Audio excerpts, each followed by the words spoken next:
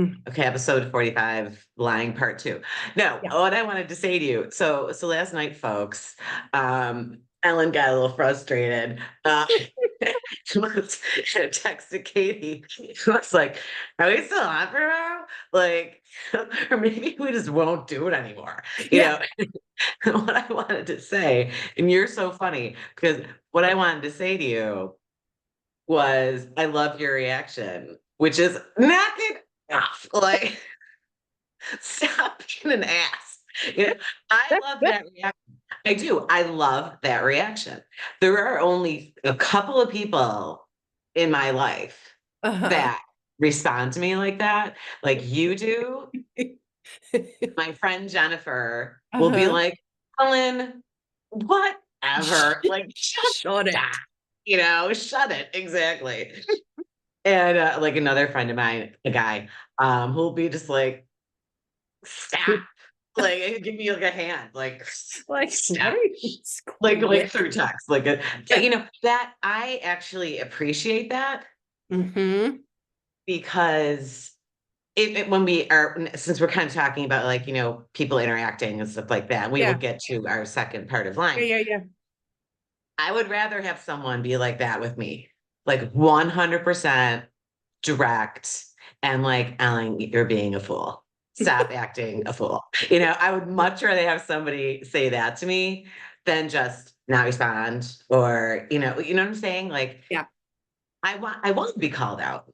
Mm-hmm. I want to be called out. Mm-hmm. And I'll share like just a really, really short, kind of look pale, a really, really short little story.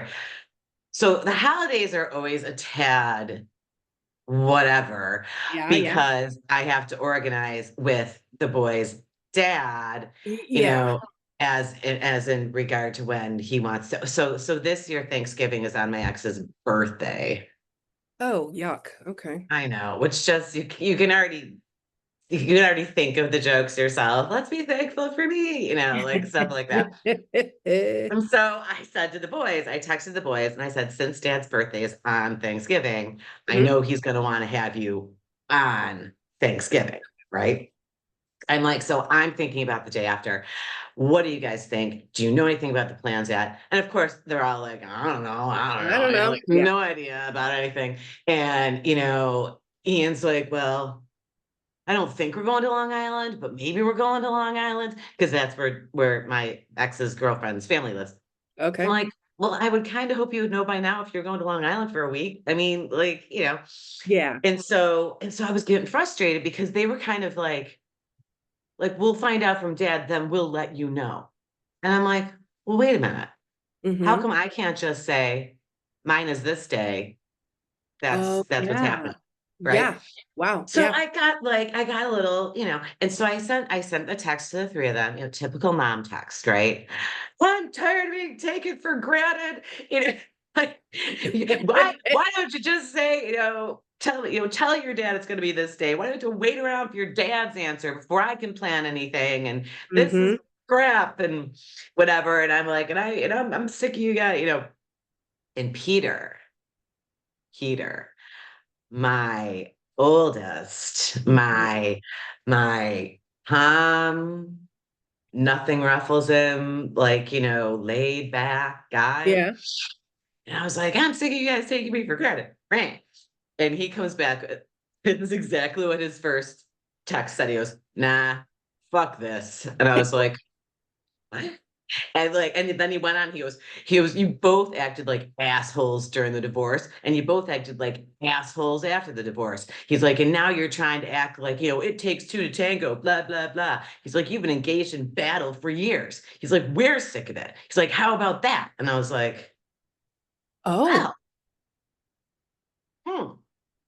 okay. And I said, oh, Mm-hmm. like I sat there for a second. And then he went on to say, Mom, I love you very much. I love you very much. He's like, Yeah. but let's not do this anymore. And I was like, he is so right. Mm-hmm.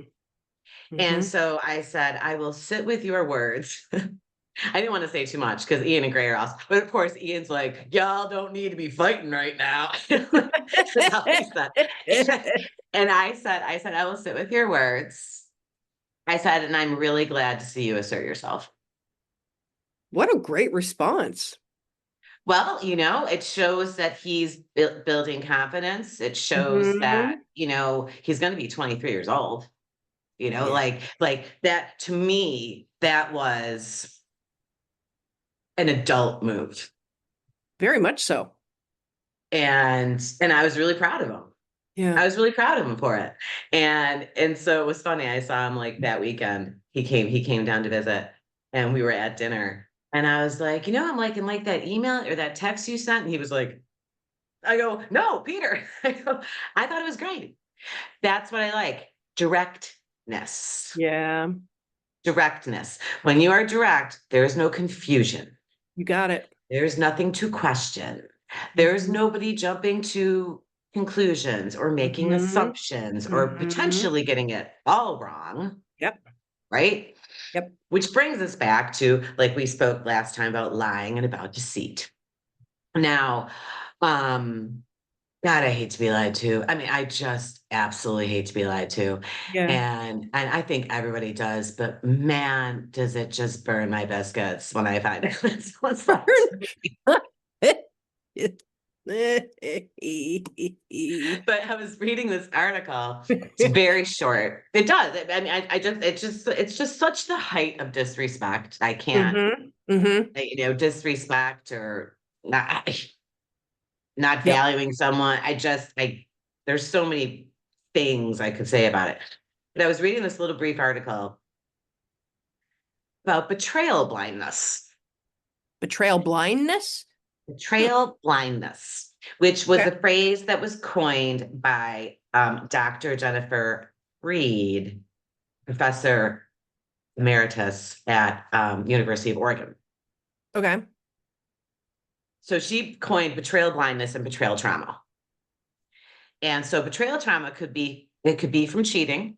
Yeah. That's where everybody Hmm. goes right away. But she said it's a form of abuse between any two people where one party is dependent on the other. The most common example is a parent abusing a child, but betrayal trauma can also include a spouse assaulting their partner or an employer withholding a paycheck. Hmm. She said it creates a terrible bind because humans evolved to protect ourselves from harm and to crave closeness with those who care for us. When you're hurt by a person in a caring role, the dissonance is too uncomfortable and confusing for your brain to handle. And Hmm. subconsciously, you choose not to see it and to disassociate instead. Suppressing these Oh. yeah, Okay. blindness. Okay. Suppressing these experiences allows you to maintain any other benefits you might get from the relationship, like financial support, stability, or companionship. Hmm. She goes on to say it's not always a bad thing in an abusive relationship because it can keep you alive. And Right. But she it's a said, temporary solution. right, it's much like a fawn response, right? Hmm. Hmm. And for people who aren't aware, because this seems to keep growing, there's fight or flight, but now it's fight, flight, freeze, or fawn. Hmm. And to fawn is basically to fawn over someone. It's like your response is to be like overly like, oh, let me do that for you. Oh, did you want to do like find myself doing that sometimes. Um, you don't fight the person or run away. You almost overcompensate and become this like, It's another form of control, but it's a yeah, passive form of control. Yeah. yeah. Okay, but betrayal blindness has serious cost since it traps you in a cycle of harm. Opening your eyes to the truth can be a lengthy process, but it's essential. Here are a few must do's, blah, blah, blah, get a therapist, whatever. So, Hmm. like, so people, and it's really kind of like a survival instinct, Hmm. almost. If one of these things happen, like we've all heard of, I always go back to the classic example of cheating, of a spouse finding out that their spouse cheated on them and just completely ignoring them. Just completely ignoring it, right? Like ignorance is bliss, or if I don't acknowledge it, it doesn't exist. And like she says in there, it allows you to then keep the benefits that you do get from the relationship, right? So Sure. if I don't confront my spouse about cheating on me and we don't get into a huge fight about it, and one of us doesn't broach divorce or something, Yeah. Well, yeah. I keep financial stability, I keep security, I keep companionship, I keep, keep the peace, basically, right? You keep your house together, you keep your family together. Yeah. And I think So people, this is just another form of denial, essentially. Yeah. absolutely. Absolutely. Hmm. But I find it interesting because do the people know they're doing it? Like she said, it's almost a subconscious, like, I thing. think there's both. I think there's probably both. I think what there's the subconscious part, which has been developed probably as a young person, as a kid. Right. So if you had childhood trauma, um, you fawn or cater, right, to the Yeah. abuser, right? Yes. I did. I did that. Yeah. A lot. I Yeah. did that. I look back on it now and I did that. And I also remember too. So I first found out about like fawning. Hmm. Like I said, they keep adding words. If they're gonna run out of F words sooner, or later, there's gonna be nothing left. But I thought back to when I was little, elementary school or middle school. And I remember if my mother was upset with me over Hmm. something. Hmm. And listen, I was a really good kid. Okay. There wasn't much that she could complain. She complains about me now for sure. But I was good when I was growing up. Um, I did that. I'd be like, Mom, is there anything I can do for you? Do you want me to, like, I don't know, clean the bathroom, or do you want me to like fold the towels, or Right. do I, that's what that is. Yeah. That's what that is. Yeah. You were And trying to maintain that. Yep. Hmm. I was making it up to her. Whatever it was that I did, that I don't really know what I did, Yeah. for her to be displeased with me, I was making it up to like it's so transactional. Like that is Yeah. so transactional. That's not how relationships should be. Relationships should not be transactional. They should not. And I also realized, okay, so I also did that with Drew, right? Yeah. With my ex. I can say his name, right? Well, my You've ex, said it whatever. before. Yeah. I know. I try not to. I would fawn.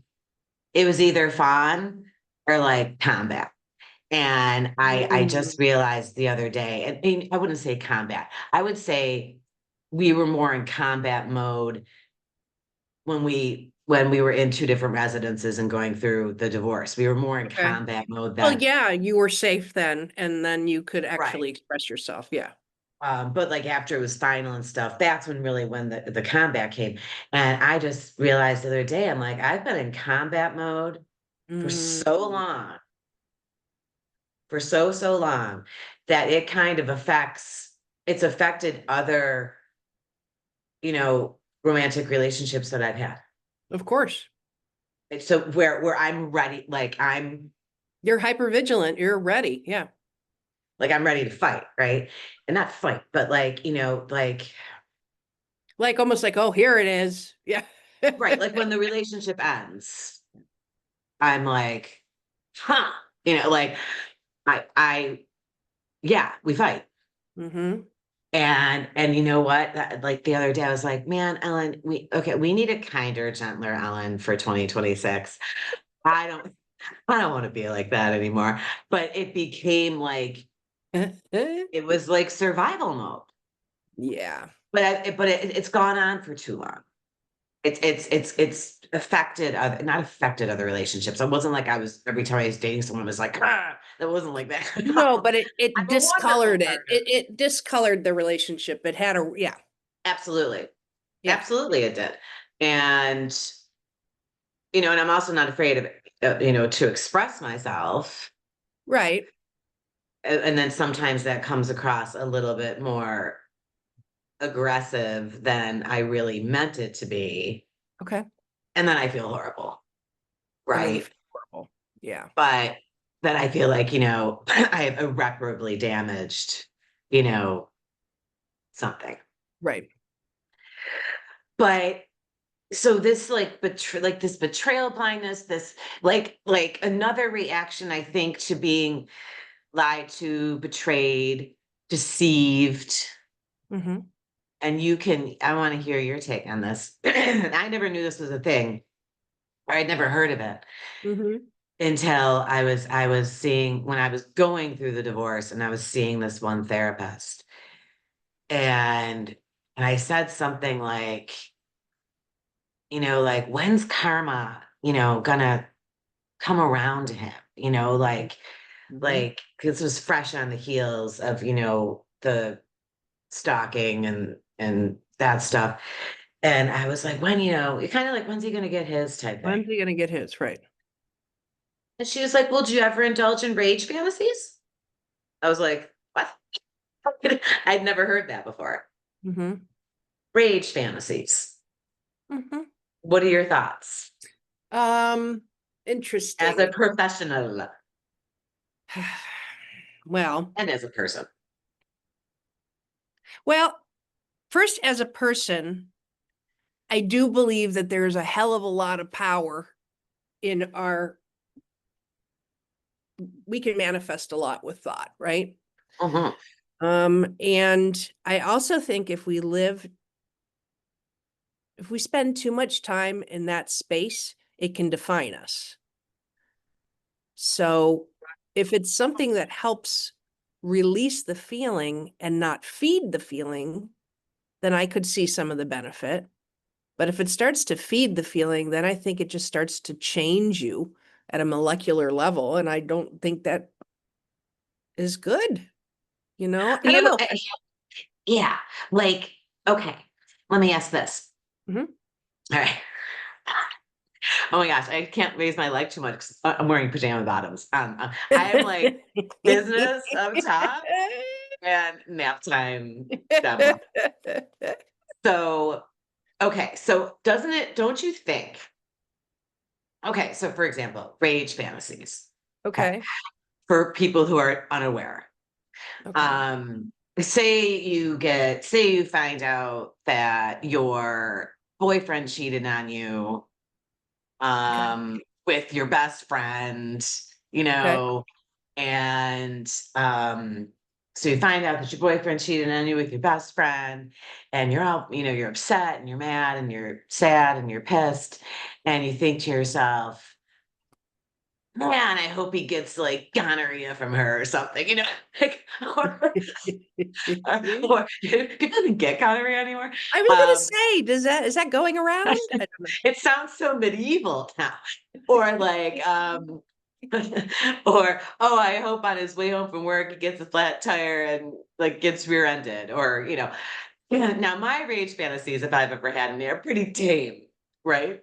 Mm-hmm. But there are people out there Mm-hmm. who really can like I had someone say to me once who had been in a relationship, and the relationship was over, and it had been over for a while, but they were still just really broken up about it. Yeah. And she said, man, and the guy that she had dated was like a contractor or something. She was like, Oh gosh, I have this vision now. Okay. Yeah. Mm. man, I hope he just falls off scaffolding and like, Yeah. breaks his back. And I was like, Jeez. no, to me, Yeah. getting Mm. into some dangerous territory, Yeah. right? Like I mean, that's pretty ragey, okay? Like, if we're talking about like serious bodily harm or, death, um, listen, people have killed people over being unfaithful. Okay, it's I all have. over the freaking place, right? Yeah. Um, that's. Do you think there are healthy rage Yeah, fantasies? I don't. I So guess just that's my question. personally, everything about it, just my alarm bells go off. So Yeah. now, when you said your therapist asked you that, my professional alarm bells went off. I don't think she was too good as a therapist, to tell you the truth. Yeah, She burned this incense that was just awful. yeah, Like you don't do that. You so create a neutral aggressive. space. Don't, yeah, I mean, don't do Like that. on your own time, sister, like I Yeah. don't want to smell your incense. Like But it's like some forcibly. nasty, like lavender or some It floral. was it was some kind of like sandalwood, like, just like noxious, Yeah. like Like, look at not me. It's relaxing. patchouli. I am right. It's or something like that. Yeah. Worst. The So worst. I think so. I mean, my philosophy in life is, hate begets hate. So I don't think we should, and I just don't do it. And I don't feel that way as a person. So my natural reaction when someone does something really horrible to me or someone I love is not that. I do believe that rage and anger is also a form of betrayal blindness. I don't think that's the real feeling. I think it might be initially, but I think underneath it, it's shock and betrayal and and disbelief and all those things. And I think that's the honest feeling. I think Yeah. the rage, it, Um, yeah. and you know what? Like, I was just like thinking about this, personally, how people, how it kind of blows my mind Hmm. that there are people out there that can lie and can lie big Hmm. and have no remorse. Hmm. You know what I mean? Like, Yeah. no remorse. And every once in a while, like, I don't know, I think I've talked about this before. BuzzFeed, Hmm.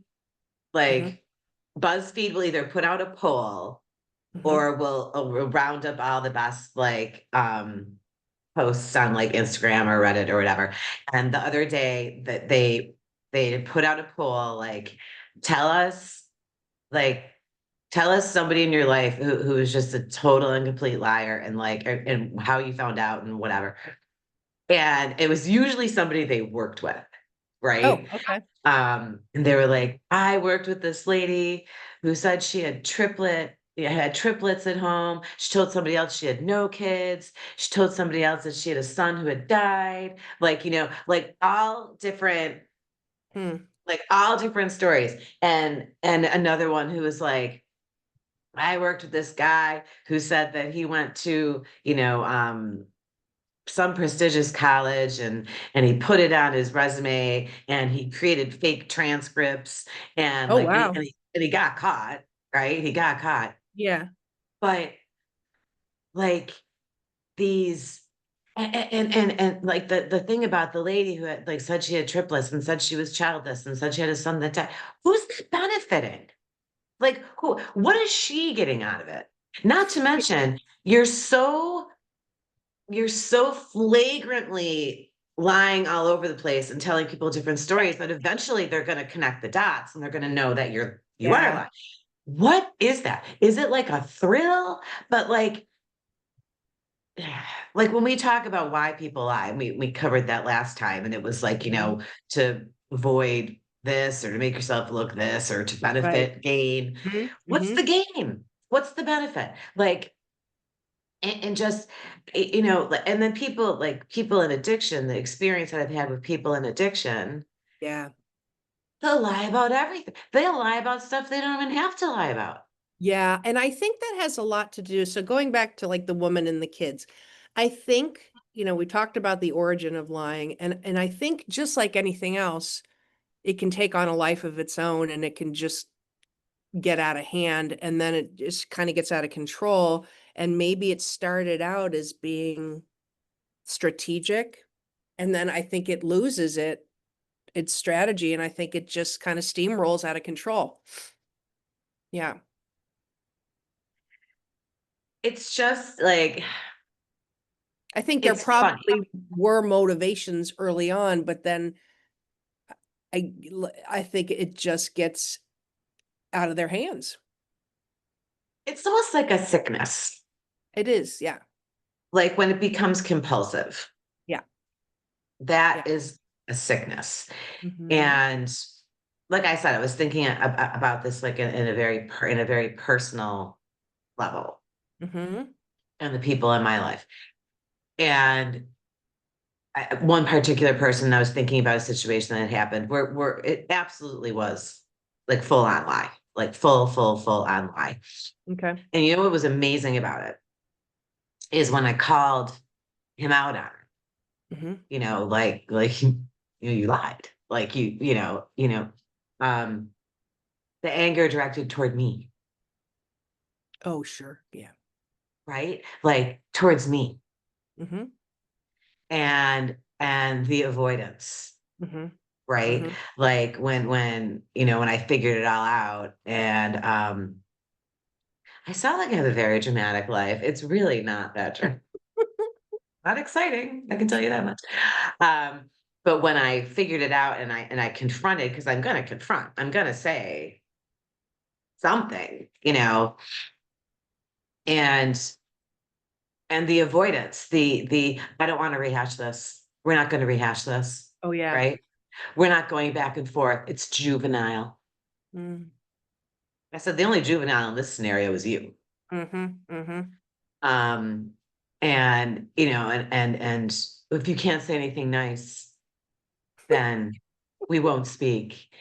And I said, well, the world's not so nice when you do shitty things to people. And the response was, you're so condescending. So basically what that, I mean, that's just not taking any accountability. That's just, Zero yeah. accountability, zero accountability, which is that's also frustrating, Hmm. you know?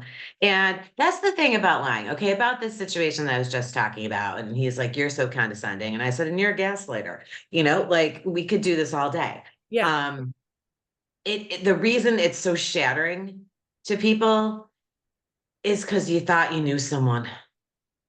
You know, you Yeah. thought you knew someone, and it's almost like a completely different person being put in front of you. Very You much know, so.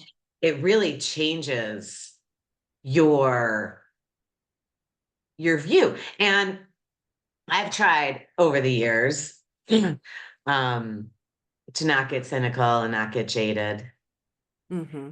and to not think, you know, certain things. But I'm losing the battle, Katie. I'm really losing the battle on becoming You cynical know, and jaded. I'm I going to go really back to am. how we started because it makes me think of it, how you're talking about how you really like when people are direct, right?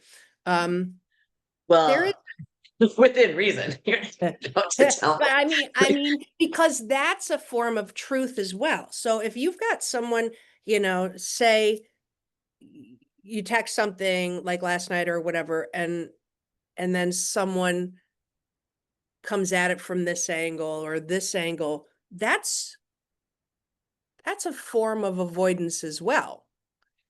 So then it's like, well, what do you really think? What are you not saying? What are and so that gets you into a loop in your brain as well. That's another form of Mhm. lying. When people, it's almost there. If people are afraid of a Okay. reaction, Mm. or they lie, or they are less themselves, and they start catering, and I have seen this recently. Pop culture psychology. I don't really know what they're calling it, but it's I didn't Sure, realize it's I was something. an abuse. I didn't realize I was an abuser.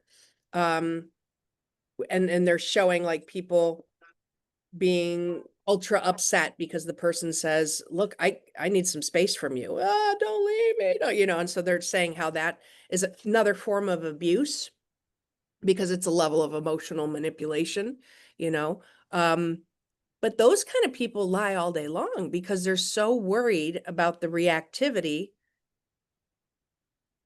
How do you trust that too? And I have found people, that's now that I'm saying that, I hate that. I really hate that. So I try really hard not to be that, you know. I try really hard to just call it like I see it.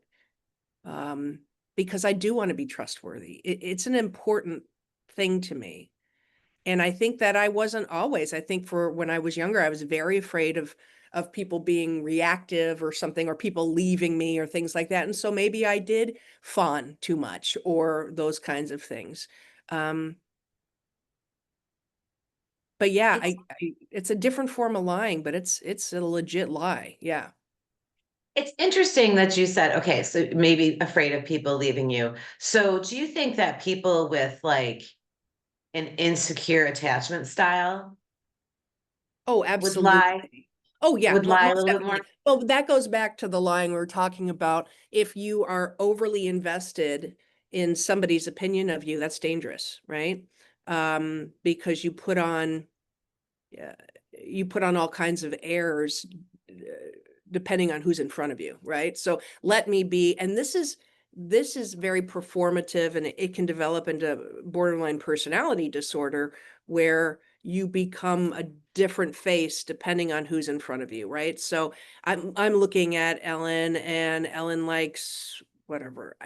You know, you like good books and Word games. fancy wine and word games. And I'm I like, don't like oh my fancy God, wine. I like cheap beer. whatever. I don't know. I'm like, oh my God, Ellen, I play Wordle all the time, you know?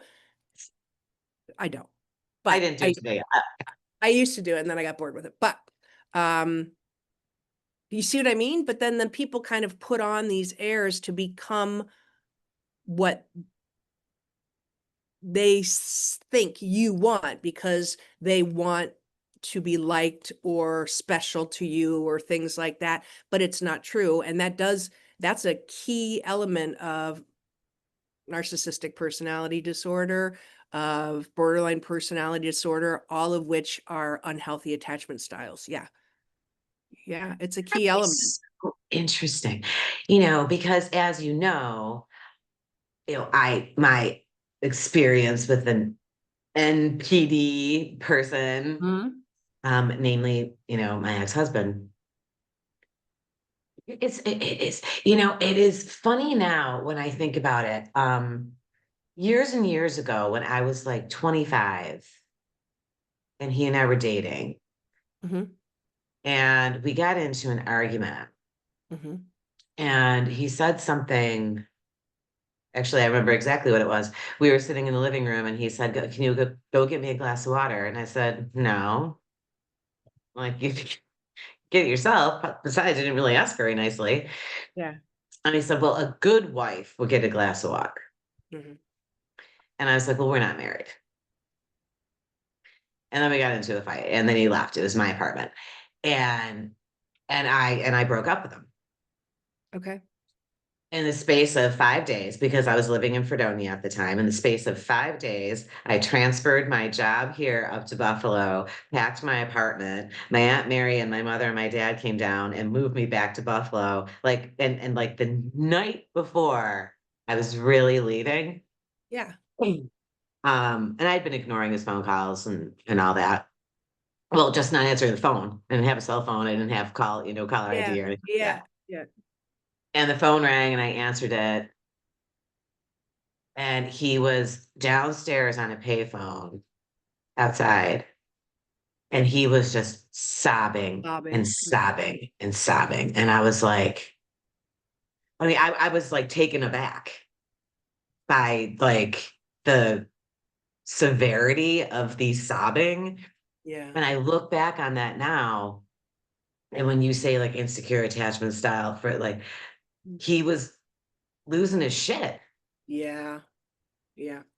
And nobody wants to see that, and was of course before everything else, and I didn't know about all this other jazz and Yeah. um They're jazz. like, What? but I was but And I all that shouldn't. jazz. Okay. Wow, jazz hands. Um, but that should have been that should have been a red flag to me. Yeah.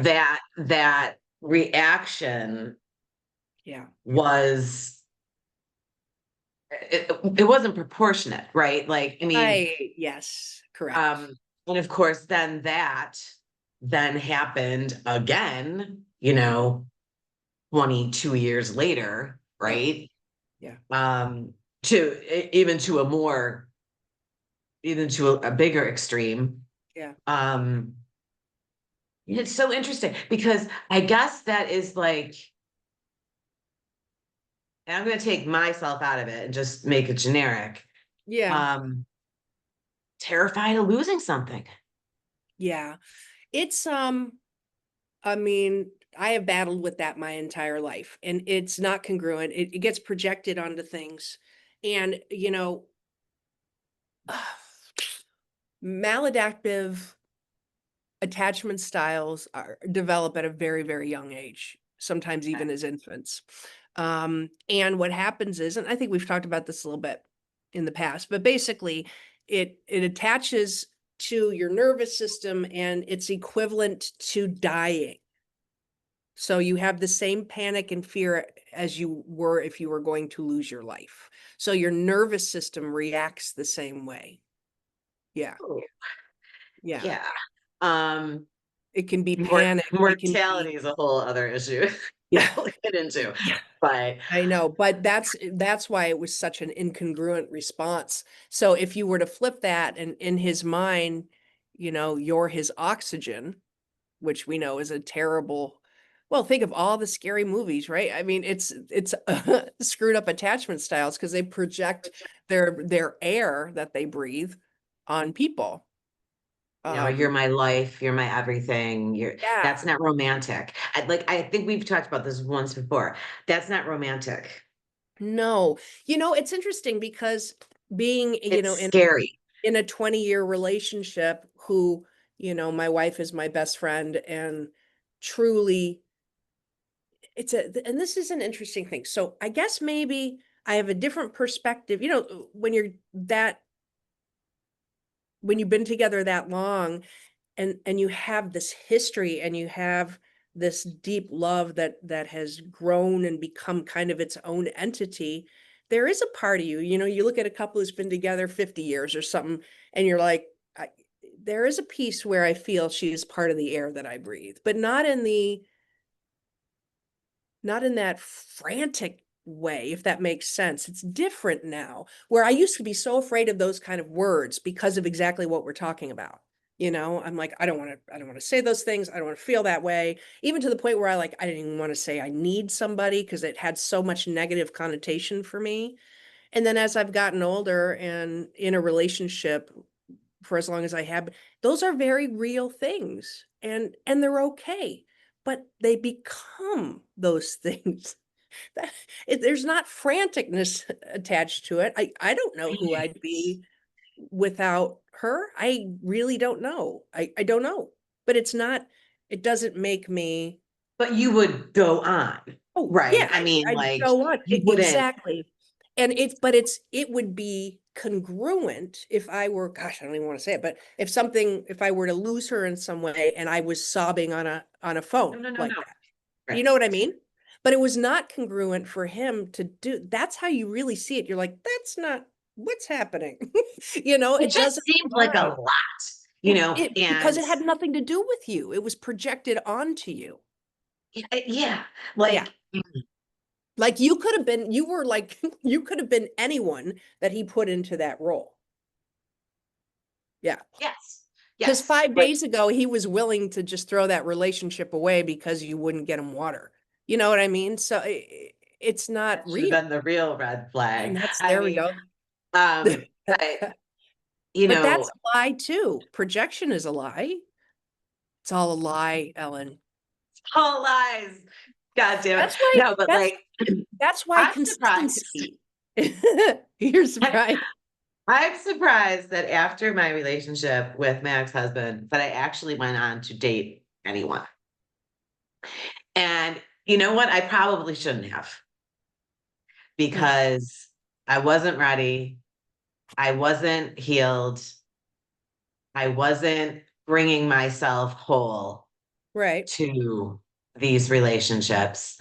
I had so many insecurities. I Yeah, had but Ellen, so that's much not to you still though. figure out about what happened. I would disagree with you because you are one of those people where you're like, oh shit, I fell off that horse. If I don't get on that horse right now, I might not ever get back on that horse. That's just who you are.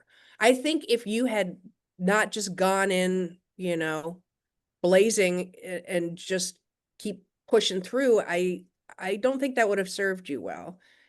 You continued to learn as you were dating, but I think you know yourself well. I think that you had to get back out there and do it, or it would have been more difficult for you if you waited. You know what? You're probably right. And also too, when when I did start dating, Mm-hmm. it's funny because like anybody can look at your situation and think what they want. Okay. My first date, the first date that I went on, Mm-hmm. I had been separated for almost a year. My divorce was not finalized. That's a year. Yeah. But I'll say this, some people might have thought that was fast, but you have to understand that I had no appreciation and no affection in my life for like the Oh decade yeah. before that. Oh yeah. See, and that's And so I'm not important. talking about sex. I'm No, talking just about anything. Yeah, affection and appreciation. absolutely. Um, No, so I totally agree yeah, with you. And I think this idea where people are often saying, "Oh, well, that was so fast." I mean, I left my ex. I had left my ex. I left in 2005, but I was already disengaged by 2003. I remember putting money away. I was like, "Oh, I got to do something here." So, to the public eye, I literally walked out of a 7-year relationship and into another one. into another one. Yeah, no, and I'm like, no. And also, you guys don't know all the shit she did. So, See, and that's okay. So that's another thing too, right? Like mhm, when we're talking about lying and we're talking about deceit and we're talking about perception, mhm, right? mhm. This is where things get a little tangled too. Like, somebody could have a certain perception of me. They could have been like, wow, Ellen went on her first date, weren't Yeah, even divorced yet, and she was on her first date. yeah. And, and this is how things spread, right? Like, so maybe she was the one who wasn't good in the relationship. Me. Let's not forget about secondhand lying, Oh man, folks. yes, People making yes. assumptions and then telling other people and acting Oh like my God, that Ellen, is my relationship when it ended, because talking about lying, I didn't tell anybody what was going on because I was so worried, even though should have walked away. My ex would take my fear of abandonment and just wrap me in that and isolate me from the people that I, love. But when I left, it was the bravest thing I ever did because I let everything go. Everything that I was afraid I was going to lose. I said to everybody, I said, I lied to you. This is not a perfect relationship. It was actually really horrible. And I know you all feel betrayed. mm, And I walked away and I said, and I had faith that if they meant to be back in my life, these people would find me again and they would forgive me for my fear and my own level of betrayal. And you know what? It didn't take long for them to see who she was after I left, and all my people are back. Nobody talks to her, but that's where things changed for me when I had to take that leap and stop the lying and it was there you go, lying by omission. It wasn't that I just wasn't you showing them just the weren't truth. telling them. And it was Yeah. I felt terrible about it. But once I came clean and had faith and let it go, truly, what's that? If you really love something, set it free if it comes back. Um, and they all If it did. doesn't come back, it was never It was yours or never whatever it yours. is. Yeah. Which That again, yours? Like, I I mean, I like never yours? meant to be. Right. That yeah, yours. These possession words are weird. Yes, these possessive. But you know what? And I'm going to say No. that again too. And I want this for you. Once you have, 20 odd years with someone, you're kind of like, yeah, you're mine. No, no one can have you. You're mine. There is but it's not, it's a It's different, not in a creepy way. Like, I don't know if it's just like, it's not in a creepy way. It's not in a frantic way. It's not in a possessive way. And Liz is so funny too, because she'll be like, oh, you can like that person, but you can't like anybody more than me. But it's okay, very, deal, it's very, very clear, deal. deal. But there is something when you have, and I think that's consistency and time and investment, all those things. You know, I And when think, you feel secure and you yeah, don't need to lie, right. You don't. when You don't you need to feel put on any. secure, You're right. You're right. Because the line comes up when people are trying to. So we well, try to impress because we're feeling insecure, right? or So avoid hurt. or we're trying to avoid hurt. Or so all which is an insecurity or afraid of something. It's very self-protective It sometimes. is. It is. Yeah, Lying in its essence is a very selfish thing to do. it is. So it's all about self, right? Um, so it is kind of self-protective and But and it's also, but it can really take a left turn. Let me give you an example of this couple I'm working with, right? It's maddening because his fear of wonderful. losing her has is ultimately making him lose her, right? Okay, so this is what it looks like. He cheated, okay? Yes. He cheated Um, he cheated, this guy. and now he's afraid of losing her. Well, let me break it down for you. So he cheated. Fucking genius. Great. Go ahead. She she found out, Mm-hmm. he admitted it, Mm-hmm. and is having all these epiphanies. He's terrified of losing her. But we're going on a year of trying to work through this infidelity, and there's still little truths he hasn't told her that keep coming out. And I say to him individually, if you, why are you holding back? Well, I don't want to hurt her. I'm afraid of losing her. I'm like, you're losing her. It's She's already actually happening. over the Yeah. affair. You're losing her because you're still withholding, but you're withholding because you're afraid of losing her. And that's when it becomes diabolical. It's That's a just, horrible cycle. yeah. And I'm It's just, like, I go, if you've got more to say, I actually don't know if it's too late. She will say out loud, I could have trusted you if you came forward with the affair and told me why, and we could have, but every month there's something new. see that I would be gone. Yeah. I mean, for a year, Yeah. it just, and see, and that is when They even went out of the country to do a lie detector test. go to the country. Well, I work with military people, so they don't Oh, want right. to do. So, so, so, okay. I, this relationship shot. And the answer was the question she wanted the answer for was whether or not he had slept with this woman, and he hadn't. But it was all still very much an affair. Um, but that wasn't even enough. That wasn't even enough. I mean, so See, now, like we talked about last time, if he's going to keep coming, if he's going to keep coming clean, like incrementally, yeah, I would just be like, I can't believe about that's what anything. I don't know. And it's just can't, people get so caught up in that. And he definitely has, some attachment issues Well, and it's, clearly, if he is yeah, now terrified of losing her, but he's losing her because he's terrified of losing her. Yeah.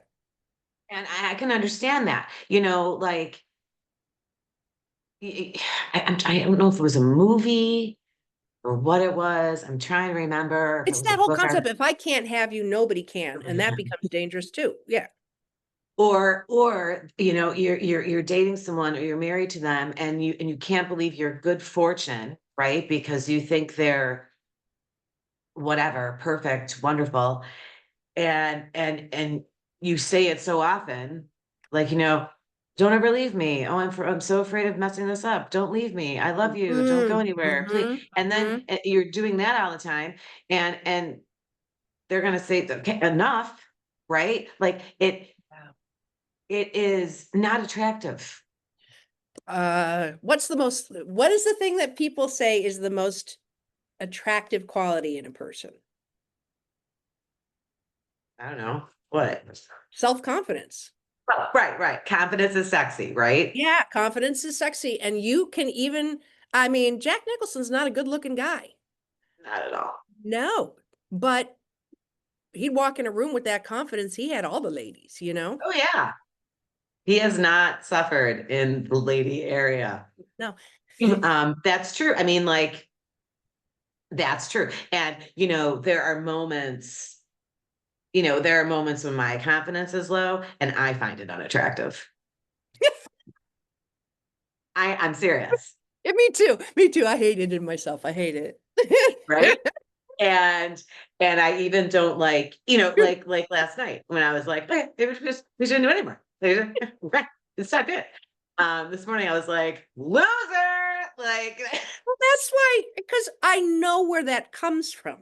You know, you are when you start to feel insecure, you do the quick cutoff, you yes, I know, do. because you're like, I'm gonna cut and run before it can hurt. And I'm like, you know, Absolutely. And but Katie's that like, you're not going anywhere. I'm like, that's funny. I'm Oh, like, Ellen, okay. you're adorable. Yeah. I'm like, Really? you're super scared. Okay. I'm right here. I That's what just I didn't. do though. And I know where that comes from. Okay. Like, Well, but you know what's interesting? Shit, I gotta go because I have an 11 o'clock. yeah. But what's interesting, I hear those words from you, and maybe this'll, and well, I read those words from you. And do you know what I hear and why I react the way I do? You are saying, you are my friend. I like you very much, and you're not talking to me. And I think that maybe you're mad, you don't want to talk to me or something like that. And then I hear your insecurity. So my natural inclination is to kibosh the insecurity and just say, hey, I'm here. You know, Knock when it off. so I used to call it with the kids, I used to call it when they'd feel that way. You've got a case of the lossies, like you're afraid of loss. You know, you got a case Aw. of lossy. So sometimes you get a case of the lossies with me a little bit. Sometimes because it might get triggered in other places. And that's why I won't give that any power. I'll just be like, You know what? And that's such a great thing. And I know you have to go, but you're exactly right because that that interaction or that me sending that yeah. came on the heels of a day with interaction with Mhm. someone who does make me feel insecure. Yes. Yeah. Yeah. It's exactly right. And in my mind, that gets placed here because it's a safe place to put it, because you know that I'm gonna be like, okay. I'm like, what the hell's your problem, Ellen? What's now what, Ellen? What's your major malfunction now? Oh, On that note, on I that love note. you, All and right. I'm Love not you going too. anywhere, and we're not done. We're not hanging up anything, by the way. We won't. We All won't. right, I gotta go. Bye. Bye. Bye. Bye.